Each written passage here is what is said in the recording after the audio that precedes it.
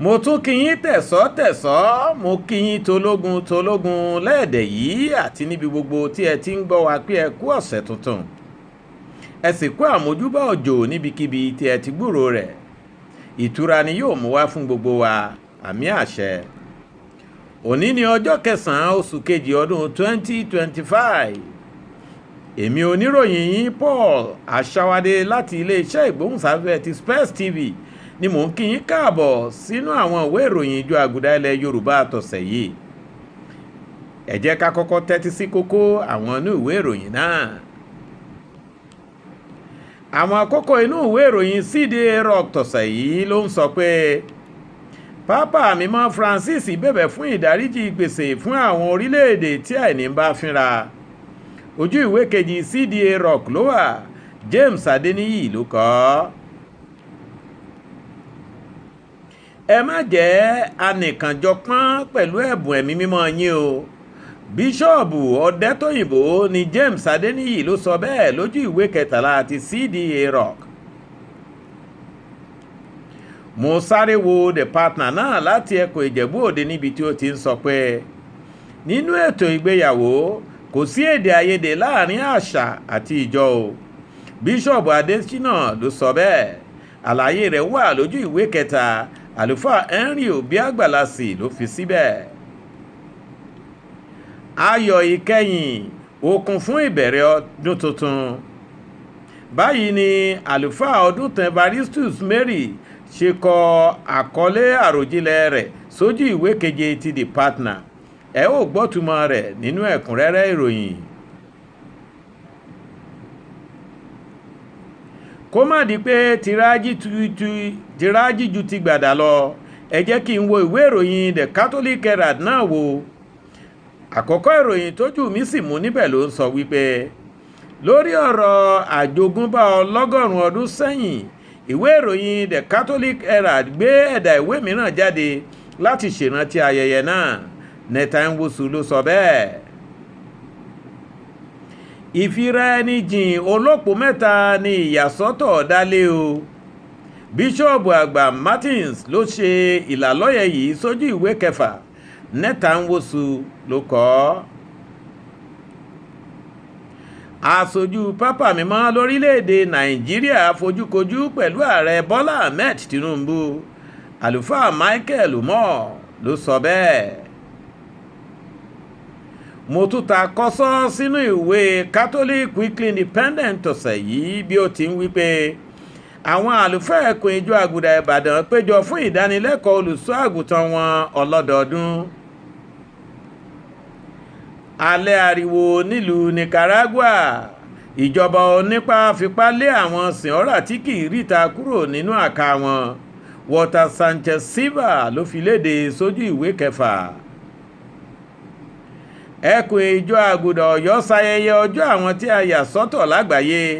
Ojú ìwé tó gbẹ̀yìn ló wà, Mary Anthony Chidozie ló kọ ọ́ síbẹ̀.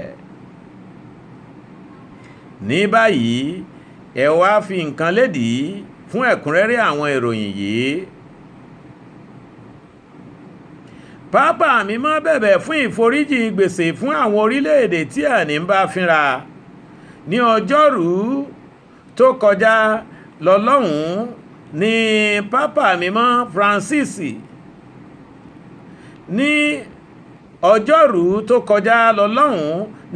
Mímọ́ Francis nawọ́ ẹ̀bẹ̀ sí àwọn orílẹ̀-èdè tó ti gòkè àgbà tí àwọn orílẹ̀-èdè kòlàkòsà gbé ń jẹ ní gbèsè kí wọ́n jọ̀wọ́ forí àwọn gbèsè wọ̀nyí jì wọ́n kí àwọn náà lè bá rẹ́sẹ̀ walẹ̀ láti gòkè ìtẹ̀síwájú. Ní ọjọ́ ayẹyẹ àlàáfíà lágbàáyé tọdún yìí ni James Adeniyi sọ pé pàrọwà yìí. Àkòrí ayẹyẹ ọjọ́ náà ni CDA Rock pè ní dárí àwọn àṣìṣe wa jì wá kí o sì fún wa ní àlàáfíà rẹ. Pope Francis advocates debt forgiveness for poor countries. Ojú ìwé kejì ló wà. Ẹ má ṣe jẹ́ anìkànjọpọ́n pẹ̀lú ẹ̀bùn ẹ̀mí mímọ́ yín o. Nígbàtí Bíṣọ́ọ̀bù Abẹ́òkúta Most Reverend Dr. Peter Olúkáyọ̀dé Ọ̀dẹ́tóyìnbó ń gbọ́wọ́lé 182 ọmọ ìjọ ìyún ní 98 lórí fún ẹ̀bùn ẹ̀mí mímọ́ ló sọ bẹ́ẹ̀. ayẹyẹ yìí ní James Adeniyi ló wáyé ní Regina Pacis Catholic Church Pàkúrọ́ Abẹ́òkúta ní ìpínlẹ̀ Ògùn. Níbẹ̀ ni ó ti ní bíṣọ̀bù sọ pé ẹ̀bùn ẹ̀mí mímọ́ fún onígbàgbọ́ ìjọ Àgùdà kì í ṣe fún ìlò ara ẹni nìkan o. ẹ̀bùn yìí ló wà láti múni jẹ́ onígbàgbọ́ pípé láti lè máa kéde ìrere Jésù Kristi káàkiri àgbáyé. Adeniyi ní bíṣọ̀bù fi kún un pé gbogbo ẹni tó bá ti gba ẹ̀bùn ẹ̀mí mímọ́ yìí nínú ìjọ Àgùdà ló gbọ́dọ̀ lóore fún ìgbòòrò ìfẹ́ àti àjọgbépọ̀ àlàáfíà nínú ìjọ àti lágbègbè rẹ̀. The Partner ní tiẹ̀ lọ́sẹ̀ yìí sọ pé nínú ètò ìgbéyàwó kò sí èdè àìyedè láàrin àṣà pẹ̀lú ìjọ o. Níbi ìkásẹ̀ nílẹ̀ ìdánilẹ́kọ̀ọ́ àwọn olùṣọ́ àgùntàn ti ọdún tó kọjá ní ọjọ́ 27 oṣù kọkànlá ní Louis Abbey Retreat Center ní bíṣọ̀bù Ìjẹ̀bú-Òde Most Reverend Dr. Francis Ọbáfẹ́mi Adésínà ti sọ bẹ́ẹ̀. Àlùfáà Henry Obiagbalasi tó kọ ìròyìn yìí sọ pé bíṣọ̀bù sọ èyí láti yanjú àríyànjiyàn tó jẹ jáde láàrin àwọn àṣà oríṣiríṣi tó dàbí ẹni pé ó ń dí ètò ìgbéyàwó inú ìjọ lọ́wọ́. Àlùfáà Obiagbalasi ní bíṣọ̀bù wá ṣàlàyé pé ìlànà ẹkùn ìjọ Ìjẹ̀bú-Òde yìí kò wà fún láti tako àwọn àṣà ìgbéyàwó àwùjọ kankan o, ṣùgbọ́n ń ṣe làwọn kò fẹ́ kí ìlànà àṣà kankan ṣe ìdíwọ́ fún àwọn ọmọ ìjọ láti lè ṣe ìgbéyàwó ní ìlànà ìjọ. Ó wá tún là á mọ́lẹ̀ pé àṣà ìgbéyàwó ní tìbílẹ̀ kankan kò sí lára ìlànà àmúlò ká tó lè gba sákrámẹ́ǹtì ti ìgbéyàwó nínú ìjọ o. Ẹ kà á síwájú sí i lójú ìwé 13. Ayọ̀ ìkẹyìn okun fún ìbẹ̀rẹ̀ ọ̀tun ni. Ayọ̀ ìkẹyìn okun fún ìbẹ̀rẹ̀ ọ̀tun. Àlùfáà Ọdúntàn Evaristus Mary ló wo sàkún oore ọ̀fẹ́ tí ẹ̀dá ń gbà bí ọdún kọ̀ọ̀kan ṣe ń parí àti ìrètí ìbùkún ọdún tuntun. Ó wá fi orin ìyá Bọ́lá rẹ̀ ọdún ń lọ sópin pẹ̀lú ti ìjọ Àgùdà tó sọ wípé à ń ké pè ọ́ nínú ọdún yìí ṣàkàwé ọ̀rọ̀ rẹ̀. Ó sọ pé bí orin ìyá Bọ́lá rẹ̀ yìí ṣe ń fi ayọ̀ ìkẹyìn ọdún hàn ní orin ìjọ Àgùdà náà ń tọrọ okun láti ìbẹ̀rẹ̀ ọdún tuntun fún ẹ̀dá. Ó tún ní àwọn orin méjèèjì yìí wúlò fún ọkàn tó mọ̀ọ́re àti ẹ̀mí tó nílò ààbò àti ìrànlọ́wọ́ Ọlọ́run. Ayọ̀ ìkẹyìn okun fún ìbẹ̀rẹ̀ ọ̀tun. Àlùfáà Ọdúntàn Evaristus Mary. Díẹ̀ nínú ìwé ìròyìn The Catholic Herald náà sọ pé ìrìn àjò 100 ọdún sẹ́yìn Catholic Herald gbé ẹ̀dà ìwé mìíràn jáde láti tún ṣèrántí ayẹyẹ rẹ̀. Lórí ayẹyẹ ìrántí yìí bíṣọ̀bù àgbà ti ẹkùn Èkó Most Reverend Dr. Adéwálé Martin sọ pé ìjẹ́rìí ìjogún àforítì pẹ̀lú ìgbélárugẹ àwọn àǹfààní ìjọ Àgùdà nìyí. Bákan náà ni àlùfáà Anthony Godonu tí í ṣe alákòóso ètò ìròyìn àti ìbáraẹnisọ̀rọ̀ fún ẹkùn náà sọ pé ìwà ọ̀nà ọ̀tọ̀ yìí fìtàn 100 ìwé ọ̀nà ọ̀tọ̀ yìí fìtàn 100 ọdún balẹ̀ ní lórí ìwé ìròyìn tó léwájú nínú ìtàn Nàìjíríà. Nẹ̀tàìwòsù tẹ̀síwájú sí pé bíṣọ̀bù Martins fi kún un pé gẹ́gẹ́ bí ìwé ìròyìn tó dúró tán jùlọ láti ọdún pípẹ́ wá ìwé ìròyìn The Catholic Herald ti kópa mánigbàgbé nínú híhun ìtàn ìròyìn orílẹ̀-èdè yìí. Ó wá ní ìwé èyí tí Catholic Herald wá gbé jáde lọ́nà àrà yìí ń fi àyè sílẹ̀ láti tún wẹ̀yìn wo ìtàn ogún àforítì ìgbà yìí wá ni àwọn ipa tó ti kó lórí ọ̀rọ̀ Nàìjíríà àti àìtẹ̀tí rẹ̀ ní gbígbé àwọn àǹfààní àti ẹ̀kọ́ ìjọ Àgùdà lárugẹ. Ojú ìwé 1 àti 2 ló wà lẹ́kùnrẹ́rẹ́. Ìfaraẹnijìn olópò mẹ́ta ni ìyàsọ́tọ̀ dálé o. Gẹ́gẹ́ bí Nẹ̀tàìwòsù ṣe tún gbé ìròyìn yìí kalẹ̀ ní ayẹyẹ ọjọ́ àlàáfíà lágbàáyé ní bíṣọ̀bù ẹkùn Èkó Most Reverend Dr. Adéwálé Martins ti sojú abẹ́ ọ̀rọ̀ yìí níkò wípé ìfaraẹnijìn olópò mẹ́ta ni ìyára ẹni sọ́tọ̀ dálé. St. Leo Catholic Church Ìkẹjà ní ìpínlẹ̀ Èkó ni wọ́n láyẹyẹ náà ti wáyé.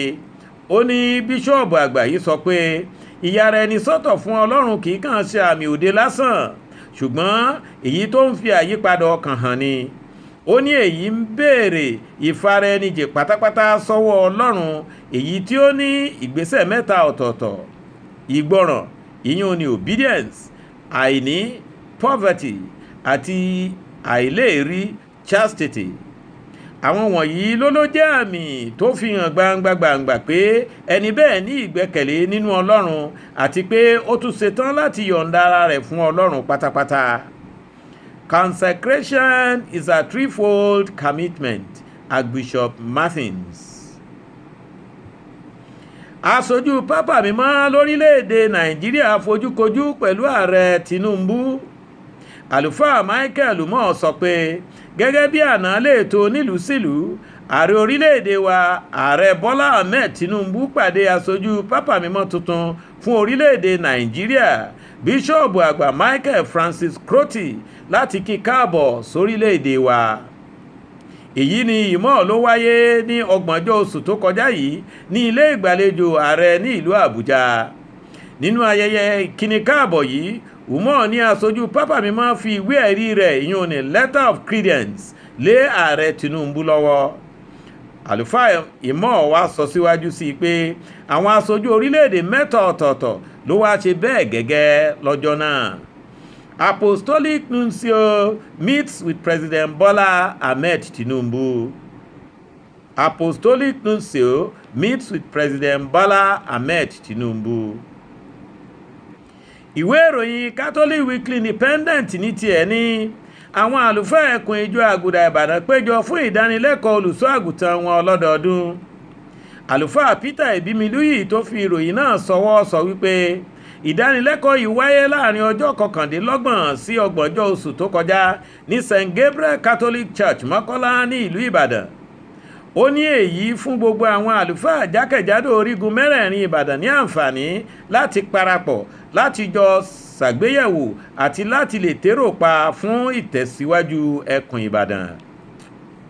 Àgbà ọ̀jẹ̀ kan nínú ìmọ̀ ọrọ̀ ajé, Sir Patrick Akínwùtàn ló wá dá wọn lẹ́kọ̀ọ́ lórí ọ̀nà ìgbà pawó wọlé lọ́nà ọ̀tun, New Income Generation Strategy. Lára ìfẹnukò wọn ni láti gbìyànjú tọ̀ sójú kan gẹ́gẹ́ bí ẹkùn kan náà kó lè bá a rú.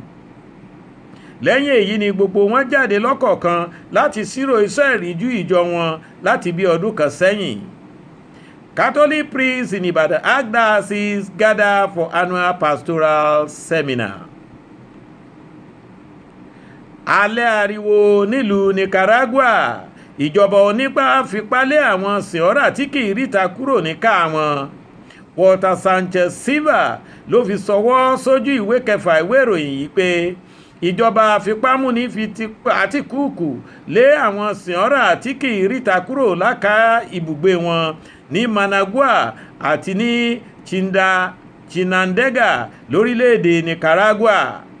Ó ní gẹ́gẹ́ bí ìwé ìròyìn CSI ti sọ, ìṣẹ̀lẹ̀ yìí ṣẹ̀ ní ọjọ́ 18 oṣù tó kọjá àti pé ó tó 30 àwọn sìnọ́rà tó faragbá nínú ìṣẹ̀lẹ̀ yìí.